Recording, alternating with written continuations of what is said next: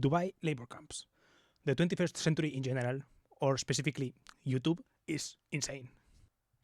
So I was watching this video yesterday. This is the context of the video. Yesterday, this video came into my recommended, like the harsh reality of poverty in Dubai. And it's this guy with this kind of music. Trabajo en Dubái, los Emiratos Árabes Unidos. Así es, estos son campamentos de trabajo, una forma de esclavitud moderna que existe aquí. And he said like this modern slavery, this kind of like these labor camps, they look like prisons. And yeah, he shows like the conditions in which this guy works or like lives, right?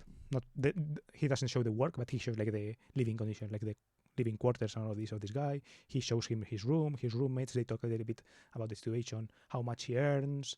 They give him the house for free, etc. But he gets like paid like $500 or something like this. And yeah, I thought the video was interesting. But I don't know, I thought like that this guy had this kind of very set narrative, and that also he didn't actually know the situation, right? So he went in there, asked a couple of guys, and kind of he had already the prison narrative in mind, and he told that. So I was like, okay, let's look up some videos, and there is indeed a lot of videos that are like luxury and labor camps, so talking about the contrast, right? Or labor life in Dubai, the dark side of Dubai. There are videos like that, but there are also some videos about people who live there, right? Who make the videos themselves. And I was like, what the fuck? This is insane. And this is one of the videos that I saw. Well, I think the only video that I saw. And this guy has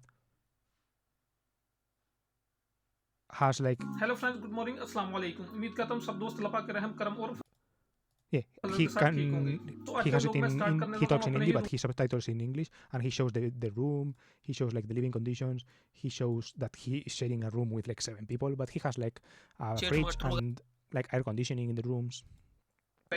And yeah, that kind of checks out with the other video from the Colombian guy. They have like air conditioning in the rooms, like basically a necessity, to be honest. And yeah, he talks a little bit more about the situation with others, and there is like this old guy who is like 50, well, old, 50 or something like this, but he has been working there since like for like 30 years in these labor camps.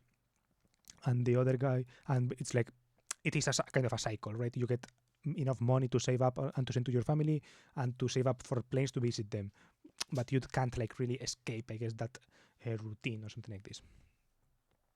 And yeah, I figured that this guy's situation would be different. Like, it's like this guy is younger, maybe he doesn't have a family, right? So he can, I guess, afford to like vlog the fucking thing, right? So it's like a bit of a different angle, right? This guy, the other guy, the Colombian guy, is like coming in with his narrative and trying to, I guess, he found things that fit the narrative, but also are there things that escape it? And these guys, maybe it's like, maybe the narrative is different, right? He just fucking has this phone and can use it to escape the rat race or something like this. I don't know. But it got me thinking in those terms. Yeah, but mainly it's like this guy kind of has this channel showing it, I guess, because he wants to, I guess, help others who want to come there so they can see what it looks like for there, because he's like speaking in Hindi, so I guess he's addressing the other people in India or something like this, right? And he shows, for example, the mosque. So it's like, maybe it's like he's showing that, yeah, you can, to the people in India who want to come from the region where they are Muslims or whatever, yeah, you can come here and come to pray. Like he's showing them like the priorities that they have or whatever. I don't know. So I thought it was interesting, right? That the guy himself, the guy working there, he literally shows you. It's like, you don't have to believe this guy's narrative if you don't want. You can literally just look up the why labor camps and watch this guy's video. And I thought it was pretty crazy. Then, related to that, yesterday I also saw another video, right? This video called "This is the Life of a Bikini Barista in the USA." And this girl, she's like a bikini barista, and apparently this is a thing. There are in Seattle, there are like some bars, some coffee shops that have drive-thrus. So the first time I found out that some coffee shops have drive-thrus, I was like, what the fuck? It's like, how and why and where? Then I found out that even in my country, there are like coffee shops that have drive-thrus, and I was like blown away, but it was interesting, right? And now I find out that in Seattle, there are coffee shops that have drive-thrus and like some kind of sexy show, and like the baristas are wearing very little clothes or something like this, right? And she shows kind of like a day in her life. So basically, she's at her apartment, goes to the workplace, change up, aka removes clothes basically, and starts working there. There are some sketchy situations sometimes, kind of a sus client tries something, but she gets her distance, she calls up someone, these kind of things, right? Strange stuff happening. Yeah, so that had me thinking about kind of the crazy things that are on YouTube and how the 21st century is pretty insane, right? There are these two, I guess, very strange jobs that you can see. Just look up videos on them, right? And some of them even from like the perspective of the person, right? The guy who is at the labor camps in Dubai has a YouTube channel and shows you like his fucking room, the mosque, the fucking kitchen, the laundry room. He does it. He also has videos showing you a day in his life.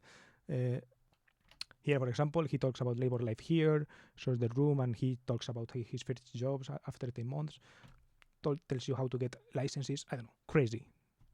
And also, it's like last week or something like this, I was looking at a lot of these kind of videos, right? These videos of like nightlife in Monaco, billionaires, cars, car spotting in Monaco, sexy women, billionaires, this kind of thing. And I put Pinoy here because there is this guy called Pinoy Carspotters is the channel that I have most watched. So I thought that the contrast, I don't know, the fact that you can see all of this on YouTube is insane for some reason. And for example, back to the Dubai video, this guy ends the video kind of with this reflection of like, it's like we have to be grateful for where we are, right? When we see these kind of people born in these bad circumstances who have to work that way, etc., right? And it is true, right? I watch these kind of videos and I do feel a little bit like grateful of, oh, actually, like my life doesn't suck that much or something like this, right? But also, it's like in the same way I can see these videos, I can also see the videos of the people of the billionaires, right? I don't know. It's like everything is on YouTube now, right? So, and I also disagree well, I don't disagree with him with that. Right? I actually agree with him in the sense that I am grateful. Like the feeling that I get after watching these videos is, I guess, gratefulness, right? Although the other videos that are available are like this, so should I feel ungrateful then when I see other people with better circumstances than me, right? I don't know. Because those videos are also up, and I have also been watching them, right? So I guess my feeling is like not exactly disagreeing with him in this point, but more in like there is like it's kind of I'm grateful of being able to see this kind of variety. Just seeing all of the things that there are, Monaco car spotters, bikini baristas in Seattle, guy in labor camp in Dubai. All of these perspectives are interesting to watch, and I don't know, I find them funny. Well, not funny, like fun to watch and entertaining, and yeah, they all have like this kind of element of surrealness to it. It is kind of surreal that all of these perspectives are able to be shared somewhere, right? I don't know. I find it kind of surreal in a sense. And yeah, it gets me thinking in general about kind of the different perspectives that there are and like relativity, right? It's like, is this guy in Dubai, obviously he works making the buildings, right? So he's probably like laying bricks on bricks. I don't exactly know. He has a video about his job here, but his job is probably very based on working for other people who have more money or something like this, right? Very directly, right? And seeing the contrast very closely. But he still kind of chooses to share his side for people who want to come there, right? People who come looking for opportunity, because maybe like it's like relative to where he came from, maybe this is a good deal, right? Maybe it's a great deal. Maybe it's like maybe he wasn't lied to or coerced into it, and it's like he seeked this kind of place for it. It's like I don't know the context, right? We don't know the context. This is the part where I disagree the most, I guess, with this guy's narrative or with this guy's narrative, right? Like he paints it as this kind of prison cell, blah blah blah, right? But where was this guy living before? Right? This is kind of my question. Where are the families of the other people living? Maybe they are living in like, it's like maybe he would say something like slum or I don't know, vertedero. I don't know how to say vertedero in English. Landfill, right? Maybe like the other people are living in a fucking landfill, like something that he would consider landfill. If he calls the labor camp like a prison, maybe he would call the original place a landfill. Who knows? It's like, who knows? I don't know. I don't know the other context. That is my point, right? So to me, it's like also interesting the fact that the perspectives can be shared on first person, right? For example, the bikini barista is not shared on first person.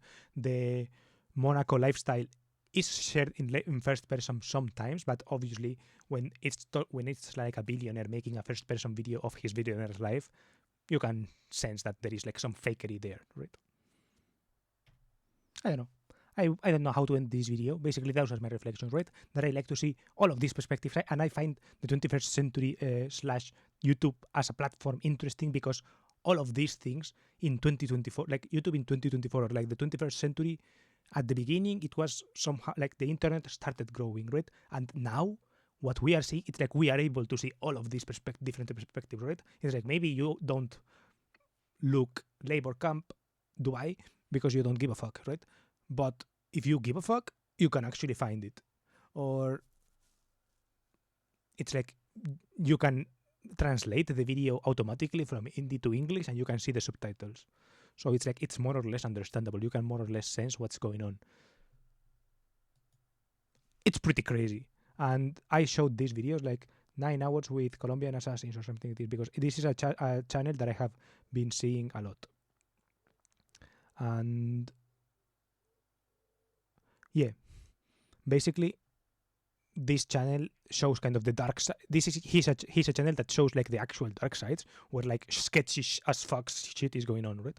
And it's also crazy that this is kind of a thing here, right? It's almost always been a thing, and since television exists, there are probably like documentaries on these kind of things. But this guy is like, I don't know, it's the level of kind of personalness and closeness to the thing is so much different. It's so much closer that it hits different, right? So yeah, I think that this is kind of the beauty of the 21st century in a sense, or not the beauty, but like the quirkiness. Sometimes it's, I guess, ugly beauty in this sense because it's like low circumstances are like bad people doing bad things, that kind of thing, or people in bad situations. But yeah, I think it's interesting that you can see all of this. That's, I guess, the conclusion. And if you want to watch more videos on my channel, I have a lot. So yeah, YouTube will recommend you something here.